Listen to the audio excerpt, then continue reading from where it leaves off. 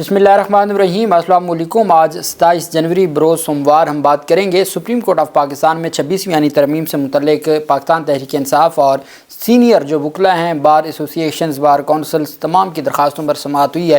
یہ اتنا بڑا معاملہ ہے جو آئینی بینچ سے سنبھالا نہیں جا رہا، چونکہ سینئر وکلاء ہیں اور ان کی جانب سے جو پوائنٹس ریز کیے گئے۔ پہلا نقطہ تھا کہ آپ نے دو کام کرنے، ایک تو فل کورٹ ہے اور دوسرا جو آپ نے اس کو لائیو دکھانا ہے، پوری دنیا دیکھے کہ کس طریقے سے۔ تیسرا یہ تھا کہ چونکہ جو آئینی بینچ ہے وہ خود بینیفیشری ہے، تو آئینی بینچ کیسے نو ون کین بی جج آف ہز اون کاز، کوئی بھی اپنی کاز کے لیے جج نہیں ہو سکتا۔ یہ نکات اٹھائے گئے اور سب سے اہم چیز تھی پاکستان تحریک انصاف کی درخواست میں جو پی ٹی آئی نے پٹیشن فائل کی، میں نے آپ کو کہا تھا وہ انتہائی خوبصورت درخواست ہے جس میں تمام چیزوں کو مد نظر رکھا گیا ہے۔ تو اس میں پاکستان تحریک انصاف نے یہ سوال اٹھایا کہ منصور علی شاہ اور منیب اختر کی جانب سے 31 اکتوبر کو جو 30 اکتوبر تھی میرے خیال میں، انہوں نے فیصلہ دیا تھا supreme court practice and procedure committee کا، جس میں 3 میں سے 2 ممبران نے یہ متفقہ فیصلہ دیا تھا کہ اس کو نومبر کے پہلے ہفتے میں فل کورٹ میں کیس کو سماعت کے لیے مقرر کیا جائے۔ کون سا کیس؟ جو آئینی ترمیم سے متعلق کیس ہے۔ اب جب یہ سارا معاملہ 2 رکنی کمیٹی نے کر دیا تھا، اس وقت تک جوڈیشل کمیشن نہیں بنا تھا، تو جب 2 رکنی کمیٹی نے کر دیا تھا تو پھر وہ فل کورٹ میں کیوں نہ گیا؟ وہ فیصلہ آج تک برقرار ہے، وہ جو کمیٹی کا فیصلہ ہے، چونکہ یہ جو کیس آئینی بینچ میں آیا ہے یہ بھی کمیٹی کے ذریعے آیا ہے، تو کمیٹی کے فیصلے کو کیسے کالعدم قرار دے سکتی ہے؟ اور وہ بھی 2 رکنی کمیٹی کا فیصلہ تھا، اس کو 2 رکنی کمیٹی کیسے ختم کر سکتی ہے؟ تو یہ سب سے بڑا سوال تھا جس کی وجہ سے معاملہ فل کورٹ کی طرف بڑھنے لگا، چونکہ پہلے تو فل کورٹ کا نام سن کے آئینی بینچ نے بھی کہا کہ آپ اسی کو فل کورٹ سمجھیں، اور جو سرکاری اور حکومتی وکلاء تھے انہوں نے بھی اس کے اوپر بات کی، لیکن جب یہ معاملہ اس کے اوپر اس درخواست کو کورٹ نے قابل سماعت قرار دیتے ہوئے جب نوٹس کیا تو یہ معاملہ پریشانی میں پڑ گئے کہ یہ چیز تو بہت آگے نکل جائے گی، چونکہ اب عدالت نے اس کے اوپر باقاعدہ نوٹس کر دیا۔ اب 26ویں یعنی ترمیم کے خلاف درخواستوں پر سماعت ہوئی اور جسٹس جمال مندوخیل صاحب نے وکلاء سے مکالمہ کرتے ہوئے ریمارک دیا کہ ابھی آپ کی خواہشات کے مطابق فل کورٹ نہیں بن سکتا۔ جسٹس جمال مندوخیل، مسرت ہلالی، امین الدین خان کی سربراہی میں یہ 8 رکنی بینچ تھا۔ جمال مندوخیل، مسرت ہلالی، عائشہ ملک بینچ میں شامل تھیں، جسٹس حسن رضا رضوی اور محمد علی مظہر، جسٹس نعیم اختر افغان اور شاہد بلال حسن، وکیل حامد خان اور فیصل صدیقی روسٹرم پر آ گئے۔ درخواست گزاروں نے آئینی ترمیم کے خلاف فل کورٹ بینچ بنانے کی استدعا کی اور وکلاء نے موقف اپنایا کہ 26ویں ترمیم کے خلاف فل کورٹ بینچ تشکیل دیا جائے۔ انہوں نے کہا کہ جو آپ اس کو نہیں سن سکتے، آپ کے پاس اختیار نہیں ہے کہ آپ اس کو سنیں، یہ معاملہ الٹیمیٹ فل کورٹ میں جائے گا اور فل کورٹ ہی اس کو ڈیسائیڈ کر سکتی ہے۔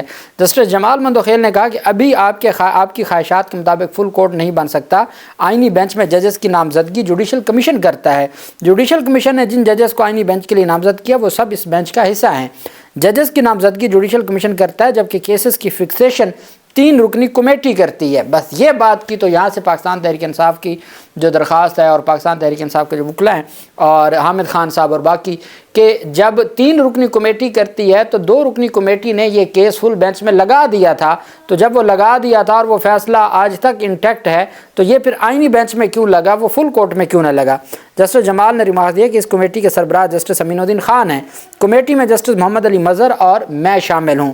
جسٹس محمد علی مظہر نے مکالمہ کیا کہ فل کورٹ کے معاملے پر آپ کنفیوز ہیں، آپ اس بینچ کو ہی فل کورٹ سمجھیں۔ وکلاء نے استدلال کیا کہ سپریم کورٹ میں موجود تمام ججز پر فل کورٹ تشکیل دیا جائے، وہ ججز جو 26ویں یعنی ترمیم کے تحت آئینی بینچ کے عہدیدار بن گئے وہ نہیں سن سکتے، تمام ججز آف دی سپریم کورٹ اس کیس کو سن سکتے ہیں، وہی فل کورٹ ہوگا۔ محمد علی مظہر نے ریمارک دیا کہ ایسا ممکن نہیں ہے، آئینی معاملہ صرف آئینی بینچ ہی سنے گا، آئینی بینچ میں موجود تمام ججز پر فل کورٹ ہی بنایا ہے۔ وکیل درخواست گزار عزیر بھنڈاری جو پاکستان تحریک انصاف کے وکیل ہیں، انہوں نے کہا کہ جب 26ویں یعنی ترمیم ہوئی اس وقت ہاؤس مکمل ہی نہیں تھا۔ جسٹس جمال مندوخیل نے ریمارک دیا کہ کیا 26ویں یعنی ترمیم 2/3 اکثریت سے منظور نہیں ہوئی؟ وہ جو رات میں نے آپ کو بتایا تھا پاکستان تحریک انصاف کا جو موقف تھا، پاکستان تحریک انصاف کا یہ موقف ہے کہ آئین کا آرٹیکل 239 کہتا ہے کہ ٹوٹل ممبرشپ کا 2/3 ہو۔ اس وقت ٹوٹل ممبرشپ مکمل ہی نہیں تھی، 11 سینیٹر نہیں تھے، 25 کے قریب مخصوص نشستوں والے نہیں تھے، تو وہ ٹوٹل ممبرشپ جب تھی نہیں تو وہ 26ویں یعنی ترمیم منظور کیسے ہوئی؟ جمال مندوخیل نے سوال کیا کہ کیا 2/3 اکثریت سے منظور نہیں ہوئی؟ جب پارلیمنٹ نے 2/3 اکثریت سے ترمیم منظور کی تو پھر ہاؤس نامکمل کیسے تھا؟ کیا ہاؤس نامکمل ہونے کی یا کورم پورا ہونے کی کسی نے نشاندہی کی؟ عزیر بھنڈاری نے کہا ترمیم بغیر بحث کیے رازداری سے منظور کی گئی۔ شاہد جمیل جو سابق جج ہیں لاہور ہائی کورٹ کے، انہوں نے موقف اپنایا کہ جب تک واضح مینڈیٹ نہ ہو اس وقت تک ترمیم نہیں ہو سکتی۔ انتخابات بہت ساری درخواستیں الیکشن ٹرائبونلز میں زیر التوا تھیں، اور جو اسمبلی اس وقت موجود ہے ان کے جو درجنوں ممبران اسمبلی ہیں ان کی اپنے جو نتائج ہیں وہ چیلنج ہو چکے ہیں۔ تو یہ آئینی ترمیم کے لیے واضح اکثریت نہیں تھی، کوئی واضح مینڈیٹ موجود نہیں تھا۔ جسٹس محمد علی مظہر نے ریمارک دیے الیکشنز پٹیشنز تو الیکشن ٹرائبونلز نہیں دیکھنی ہے۔ آپ کی دلیل سے ایسا لگتا ہے جب تک ٹرائبونل الیکشن پٹیشنز پر فیصلہ نہ کریں اس وقت تک 26ویں یعنی ترمیم پر سماعت ہی نہ کریں، ایسے میں تو 26ویں یعنی ترمیم پر سماعت ہی روکنی پڑے گی۔ درخواست گزار وکیل شیخ احسن الدین نے عدالت کے سامنے استدعا کی کہ جناب والا ہم یہ چاہتے ہیں کہ آپ اس 26ویں یعنی ترمیم کو سسپینڈ کریں اور یہ معاملہ آپ بھیجیں فل کورٹ کو۔ شیخ احسن الدین نے موقف اپنایا کہ 26ویں یعنی ترمیم کے بعد سے اس کے گہرے اثرات گہرے ہیں، ایسے لوگ بھی عدلیہ میں آ رہے ہیں جنہیں نااہلی کی بنیاد پر پہلے ہٹایا گیا۔ اس پر سربراہ آئینی بینچ نے کہا کہ آپ کی دلیل ہم نے نوٹ کر لی۔ دوران سماعت جسٹس عائشہ ملک نے درخواست گزار بیرسٹر صلاح الدین سے مکالمہ کیا آپ یہ دلیل بھی دے سکتے ہیں کہ مخصوص نشستوں کے فیصلے پر عمل درآمد ہی نہیں ہوا، عدالتی فیصلے پر عمل درآمد نہ ہونے سے ہاؤس مکمل نہیں تھا۔ تو انہوں نے کہا ہماری تو درخواستوں کی مین گراؤنڈ یہ ہے۔ صلاح الدین نے کہا، عزیر بھنڈاری نے کہا، حامد خان نے کہا، فیصل صدیقی نے کہا، عائشہ ملک صاحبہ نے کہا نا کہ آپ کی یہ گراؤنڈ بھی تو ہو سکتی ہے کہ چونکہ مخصوص نشستوں کے فیصلے پر عمل درآمد نہیں ہوا تھا اور 25-26 جو ممبران قومی اسمبلی ہیں وہ موجود ہی نہیں تھے، سینٹ میں 11 کی حد تک الیکشن ہی نہیں ہوا تھا، تو اس کا آپ کی یہ گراؤنڈ ویلڈ ہے۔ تو بیرسٹر صلاح الدین نے کہا کہ تمام درخواستوں میں یہ ہماری میجر گراؤنڈ ہے کہ جب اسمبلی مکمل نہیں تھی، مخصوص نشستوں کے فیصلے پر عمل درآمد نہیں ہوا تھا، ریزرو سیٹس والے کیا ان کا حق نہیں ہے؟ کیا خواتین کا حق نہیں تھا؟ کیا جو اقلیتیں ہیں ان کا حق نہیں تھا کہ آئین میں ترمیم ہو رہی ہے؟ یہ کوئی عام قانون سازی نہیں تھی، آئین میں ترمیم تھی۔ آئین کا آرٹیکل 239 ٹوٹل ممبرشپ کی بات کرتا ہے، وہ اس وقت کی موجودہ کی بات نہیں کرتا۔ اور انہوں نے کہا کہ اس ٹوٹل ممبرشپ کا مقصد ہی یہ تھا کہ اگر تو اس وقت 100 لوگ بیٹھے ہیں تو 100 لوگ میں سے اگر 66 لوگ ووٹ دے دیتے تو ہم کہتے ہیں یہ 2/3 اکثریت ہے۔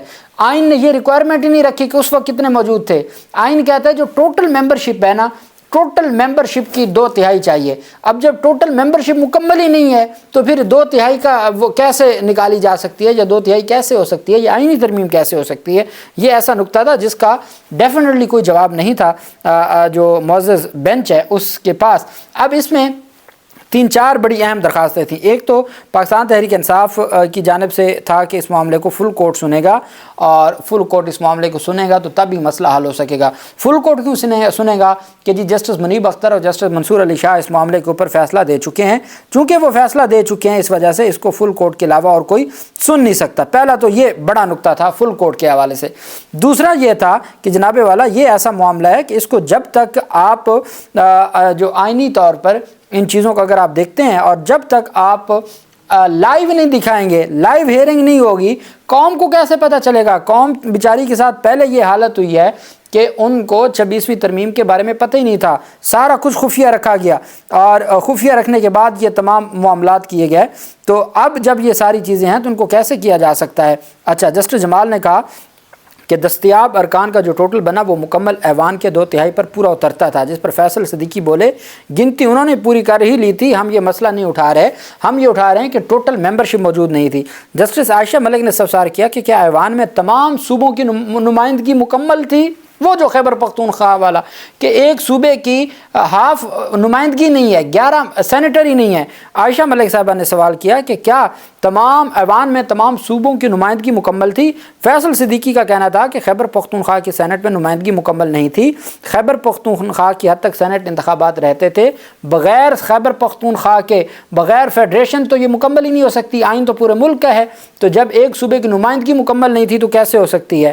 جسٹس محمد علی مظہر کا کہنا تھا ایک वकील कह रहा है कि जुडिशल ऑर्डर से फुल कोर्ट बनाएं, दूसरा वकील कह रहा है फुल कोर्ट के लिए रेफ़र कर दें, पहले आपस में तो फाइनल कर लें कि क्या करना है। उन्होंने कहा जनाब कोई साइंस नहीं है, आप या इसको चीफ जस्टिस को भिजवा दें या आप खुद इसके ऊपर जुडिशल ऑर्डर कर दें, ये दोनों एक ही बात है, कोई कन्फ्यूजन नहीं है, ये दोनों एक ही बात है। जस्टिस जमाल मंदोखेल बोले अगर फुल कोर्ट बन गया फिर आप नया एतराज़ कर देंगे, फुल कोर्ट में आप कहेंगे कि आइनी बेंच वालों को अलग करें। तो उस पर उन्होंने कहा नहीं जनाब, हम चाहते हैं तमाम जजेस जो सुप्रीम कोर्ट के हैं वो तमाम के तमाम होने चाहिए।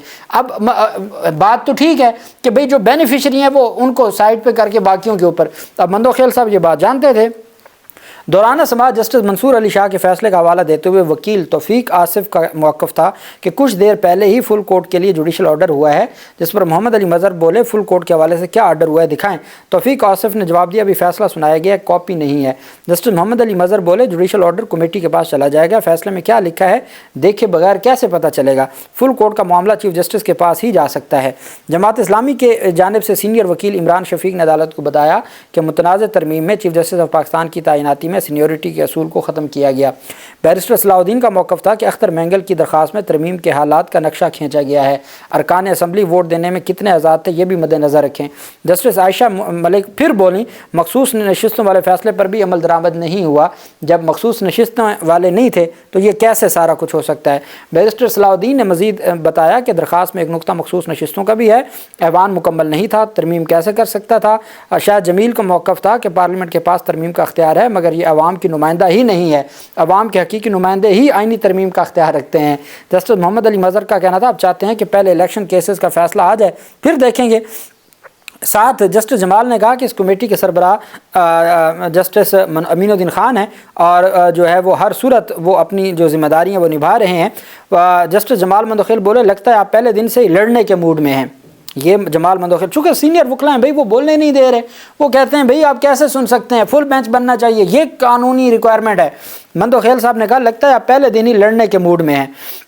फैसल सिद्दीकी का जवाब था कि वो किसी से नहीं लड़ना चाहते। जस्टिस अमीनुद्दीन बोले अगर कोई फरीक बहस करने को तैयार नहीं है तो अदालत हुक्म जारी करेगी।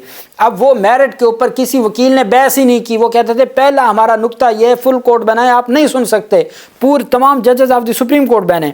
जस्टिस जमाल ने वकला को कहा समझ नहीं आ रही आप हिचकिचाहट का क्यों शिकार हैं, जो इस बेंच के सामने बहस नहीं करना चाहता वो पीछे बैठ जाए। जस्टिस आयशा मलिक का कहना था फुल कोर्ट तश्कील देने पर पाबंदी तो कोई नहीं है। वकील फैसल सिद्दीकी का मौक़िफ़ था 26वीं तरमीम अख्तियारात की तकसीम के असूल के ख़िलाफ़ है। उज़ैर भंडारी ने कहा कि 26वीं तरमीम की मंजूरी के वक्त ऐवान मुकम्मल नहीं था। अदालती इस्तफ़सार पर फैसल सिद्दीकी ने बताया कि 26वीं तरमीम के लिए कुल अरकान कौमी असम्बली पर वोटिंग की बजाय दस्तयाब अरकान पर वोटिंग हुई थी। जस्टिस जमाल ने दरियाफ्त किया कि दस्तयाब अरकान जो टोटल बना वो मुकम्मल ऐवान के 2/3 पर पूरा उतरता था। फैसल सिद्दीकी बोले कि ये मामला नहीं है, मामला ये है कि टोटल मेंबरशिप नहीं थी, जब तक टोटल मेंबरशिप नहीं थी ये केस नहीं सुना जा सकता था। बहरहाल बड़ी तवील हुई और अदालत की जानिब से 2 ऑर्डर्स किए गए हैं। अदालत ने 3 हफ्तों के लिए इस केस को एडजर्न किया है और 3 हफ्तों के लिए नोटिस जारी कर दिया है। एक वो दरख्वास्त के फुल कोर्ट बनाया जाए, दूसरी इसको लाइव दिखाया जाए। ये अभी फ़िलहाल चूँकि ये कोई इतना छोटा मामला नहीं है, ये बहुत बड़ा मामला है। जिस दिन ये डिसाइड होगा वो सारा कुछ रिवर्स हो जाएगा। जो बेनिफिशरी हैं वो भी ये चाहते हैं, हुकूमती या निज़ाम के जो बेनिफिशरी हैं वो ये भी चाहते हैं कि चलें जितना अरसा इसको लटकाया जा सके, अल्टीमेट इसने ख़त्म होना है, अल्टीमेट इसने रिवर्स होना है, लेकिन चलें जितना अरसा। लेकिन एक बात बड़ी वाज़ेह है कि जितनी बड़ी तादाद में सीनियर वकला, तमाम बड़ी बार एसोसिएशंस, बार काउंसिल्स खड़ी हैं, वो आइनी बेंच के लिए संभालना बहुत मुश्किल हो चुका है और हुकूमती वकला तो बोल ही नहीं पाए। अब पहले full bench, full court of the supreme court उतने तक जो मामला मंसूर अली शाह ने भेजा है, अगर वो चला गया तो वहाँ इस केस को भी लाया जा सकता है। और दूसरा ये है कि इसको लाइव दिखाया जाए, पूरी कौम देखे कि 26वीं तरमीम के साथ हुआ क्या है, कौम को भी देखना चाहिए। ये एक बड़ी पेशरफ सामने आई है। अदालत ने नोटिस जारी कर दिया है, दरख्वास्तों को समाअत के लिए मंजूर करते हुए नोटिस किया है। अल्लाह पाक पाकिस्तान का हमें नासिर हो। बहुत शुक्रिया। अल्लाह हाफिज़। पाकिस्तान जिंदाबाद।